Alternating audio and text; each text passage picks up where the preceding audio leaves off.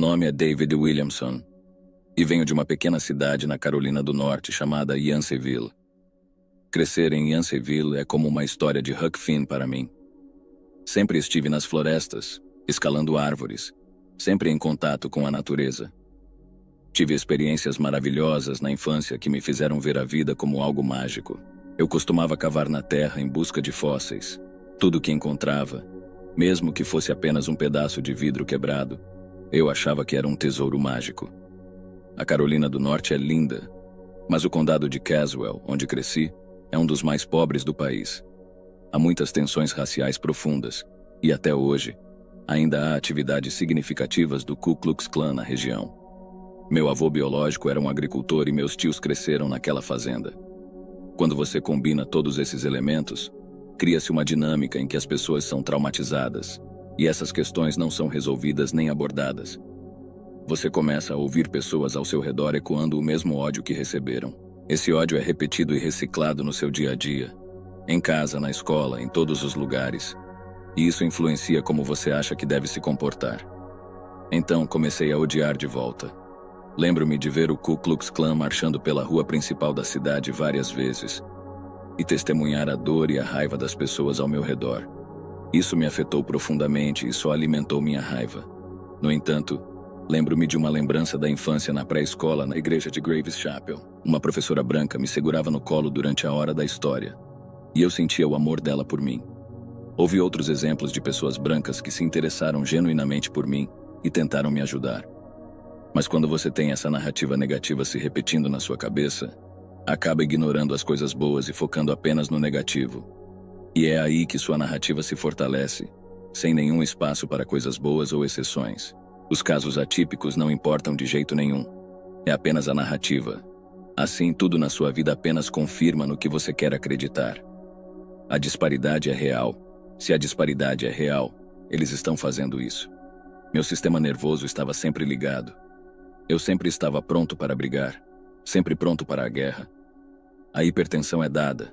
É dada quando você está sempre esperando que digam algo ofensivo para que você possa explodir com 400 anos de raiva nessa pessoa. É tão doloroso estar nesse espaço o tempo todo.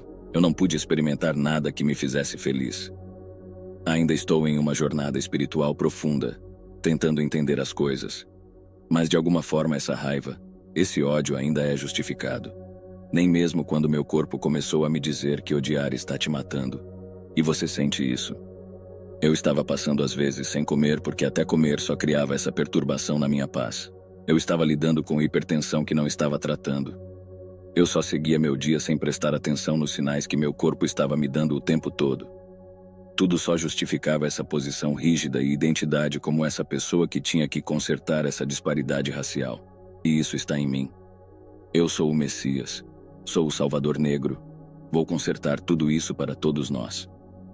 Foi em 1º de fevereiro de 2021. Eu estava apenas sentado na minha garagem com 2 amigos e senti essa dor que inicialmente não senti nada no meu peito. Era como um rasgo que aconteceu na minha parte de trás, na área atrás do meu coração, e então meu ombro parecia que ia cair. Nada naquela dor disse a mim coração, mas eu já tinha 7 hérnias de disco, 2 rasgadas e 2 salientes, então dor nas costas era meio normal. Então o que eu disse ao meu amigo é que olhei para ele com os olhos arregalados e disse: "Cara, essa dor nas costas mudou de marcha. Estou saindo do trabalho. Então estou sentado no meu carro e me pergunto se isso é algo que vai passar.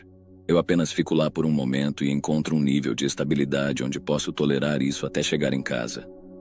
Então dirigi para casa. Cheguei lá com a respiração ofegante e agora estou sentindo isso no meu coração. A mãe do meu filho Trish está trabalhando em casa. Então eu chamei ela e disse: "Eu preciso ir para a sala de emergência, isso não está melhorando, está piorando." Enquanto estamos no carro, estou perdendo o fôlego. Parece que estou sufocando. Estou apenas perdendo o fôlego e respirando bem fundo para tentar ficar consciente. Chegamos à emergência, meio tonto, estou andando e eles me colocam na maca e quase imediatamente eu estou dormindo. E sempre tento fazer uma nota disso, porque as pessoas dizem que você está alucinando, certo? Mas eu desmaiei antes de entrar na área onde estavam trabalhando em mim. Mas não estou morto, acho, porque minha perspectiva está na cama, como se estivesse olhando para lá. mas não estou vendo nada. Mas onde as pessoas estavam, havia pontos que quase pareciam um céu noturno, e isso estava claro para mim naquele estado. Mas para explicar à minha mente consciente, não há como eu saber por que entendi o que estava acontecendo naquele momento depois que vi a escuridão e os pontos onde as pessoas estavam. Minha perspectiva mudou e eu estava acima de mim mesmo olhando para baixo e vi todo o arranjo do quarto. Vi onde as pessoas estavam. Elas ainda estavam meio que posicionadas como estavam quando me empurraram. Mas eu conseguia ver, sabe, onde todo mundo estava, incluindo uma mulher que estava no canto do quarto. Ela estava segurando o rosto assim, e ela estava realmente triste porque eu estava morrendo. E isso foi uma das coisas que inicialmente me perturbou mais quando eu saí do meu corpo. Foi tipo, pelo que ela está triste. Isso é tão bonito, isso é tão perfeito. Eu não estou sofrendo. Eu não estou confuso, aquele cara está morto, mas eu estou vivo. Isso é lindo, sabe? Então, para mim, isso apenas esclarece que não é uma alucinação. Eu aprendi enquanto estava fora do meu corpo. Eu vi em tempo real o que estava acontecendo comigo. E tudo, quando eu abri meus olhos, continuou em tempo real. Não houve separação na minha consciência. Lacuna entre o que eu estava experimentando, quer estivesse no corpo ou fora do corpo, foi um fluxo contínuo de experiência.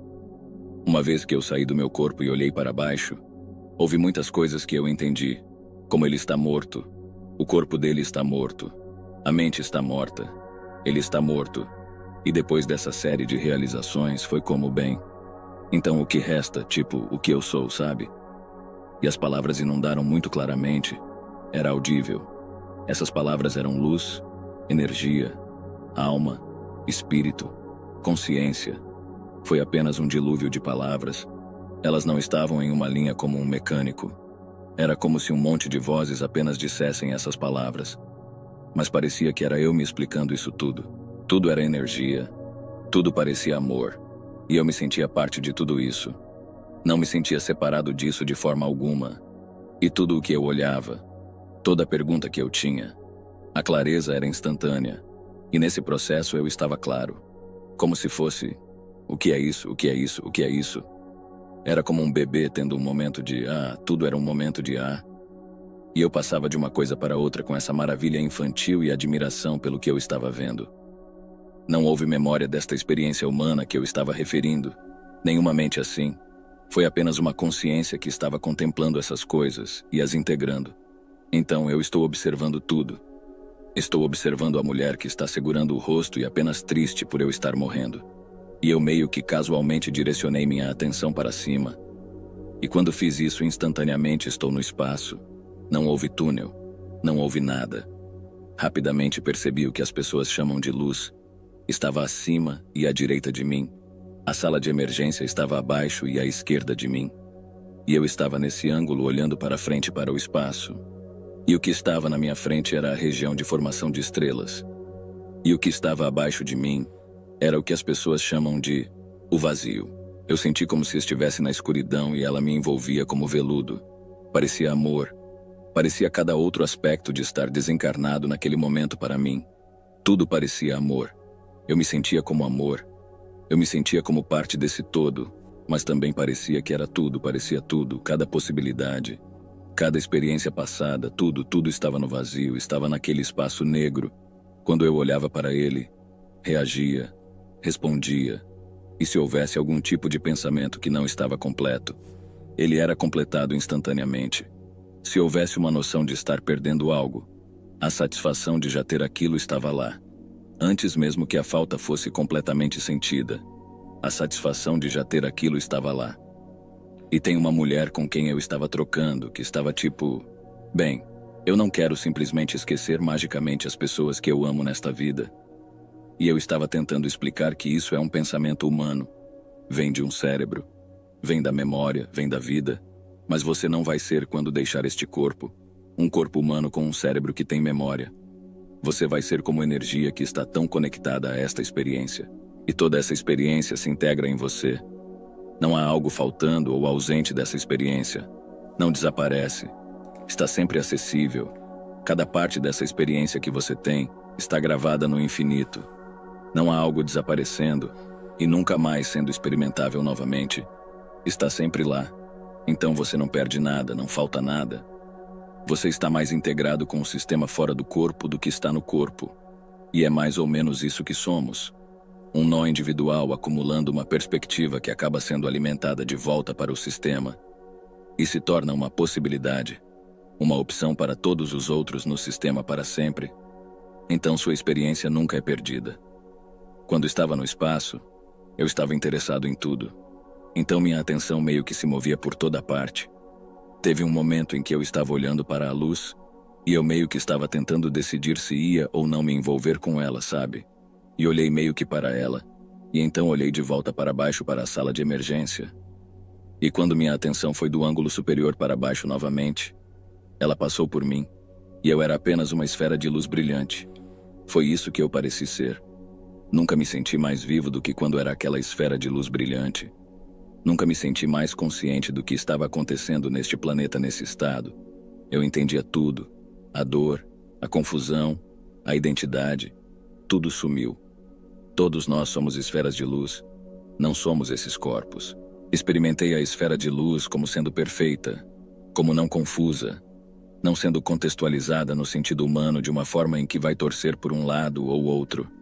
Estava desconectada um pouco dos detalhes da experiência humana. Estava apenas consciente. Você estava naquele corpo. Não foi como, você era um ativista negro e precisa voltar e se meter nesse corpo e lutar. Sim, eu não mais lutava. Essa luta acabou.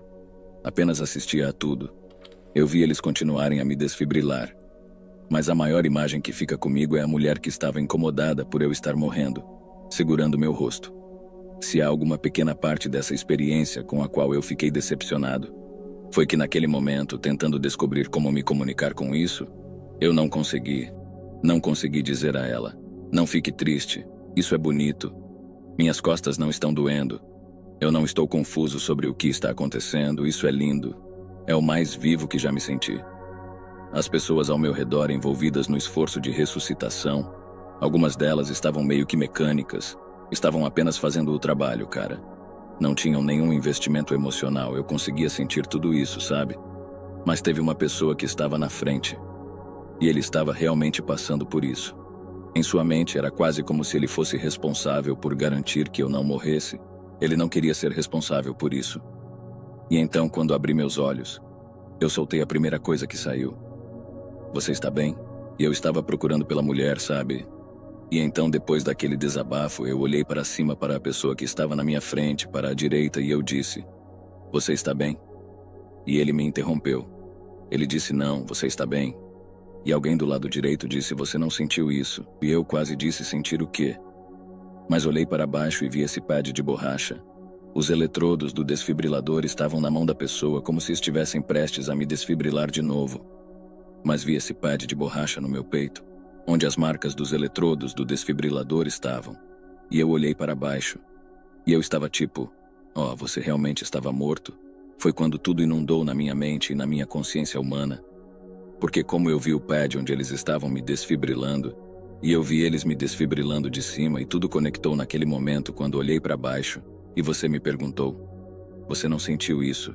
E eu estava tipo, não senti nada, não houve dor, nenhum trauma em todo o processo de morrer. Recuperar o fôlego a caminho do hospital foi tão profundo quanto a dor da minha morte. Foi então isso apenas me fez, sabe? É como se eu não tivesse medo de morrer, não tenho medo do que vem depois. Quando voltei da minha experiência de quase morte, estava dolorosamente ciente de tudo ao meu redor, das dores e confusões das pessoas. Já sentia essas tendências empáticas antes, mas multiplicaram-se por 5.000 quando retornei. Isso contribuiu para minha dificuldade em me reintegrar, pois não tive a oportunidade de apenas me curar. Assim que pude ficar de pé, tive que voltar ao trabalho. No trabalho, percebia uma diferença em mim. Interagia de forma diferente e via melhores resultados, pois não estava jogando o jogo político. Não tinha identidade influenciando minhas decisões ou desempenho. Olhava para o trabalho de maneira mais leve. Não tinha que lutar por política ou questões raciais, só precisava fazer meu trabalho. A leveza substituiu o peso, e isso mudou a forma como era recebido e como interagia com as pessoas. Sentia interações mais graciosas, sem barreiras bloqueando meu progresso. Com essa experiência, veio uma responsabilidade radical até nos pensamentos. Mesmo que não os expressemos, devemos assumi-los, pois contribuem para a tensão e a dor. Precisamos aprender a entender nossas escolhas e não permitir que a dor e a confusão persistam, pois influenciam nossa perspectiva da realidade. Aprendi que tendemos a nos tornar as emoções em vez de apenas senti-las e deixá-las passar. Devemos responder de forma responsável, não apenas reagir com raiva, pois essa raiva pode nos prejudicar. A distância dessa dor por tanto tempo danificou meu corpo, e só consegui me libertar dessas narrativas através de um recomeço, deixando essas histórias para trás. Minha experiência me trouxe uma clareza diferente e uma oportunidade de seguir adiante de forma distinta. Agora cabe a mim aproveitar ou não essa oportunidade. Revisito as mesmas frustrações, momentos de desespero, mas agora questiono. Vou me entregar a essas emoções? Vou me tornar o desespero, a frustração, o ódio? Não. Vou processar, deixar que façam o que têm que fazer e então seguir em frente para o próximo pensamento, a próxima escolha. Estamos aqui para uma experiência, e as narrativas que escolhemos a tornam positiva ou negativa. Não precisamos escolher essas histórias. Viemos equipados com um propósito, mas não nos ensinam a honrá-lo. Somos moldados desde cedo, sem decidir por nós mesmos, aceitando identidades pré-embaladas. Mas isso não é escolha, é apenas seleção do que nos é imposto. Precisamos entender que esse pensamento não funciona, como podemos ver ao nosso redor. Quanto mais claro fico sobre o que é ser humano, mente, corpo, ego e essa alma infinita que deixa este lugar perfeito, mais percebo que não precisamos nos apegar nos traumas humanos. Somos criadores de nossa próxima vida neste momento, com nossa atenção. Se pudermos direcioná-la de forma consciente e não nos deixarmos influenciar por pensamentos externos, podemos aumentar nossa capacidade criativa. Se um indivíduo pode focar sua atenção no que deseja e realizá-lo, imagine se milhares, milhões de pessoas puderem unir suas atenções e criar juntas.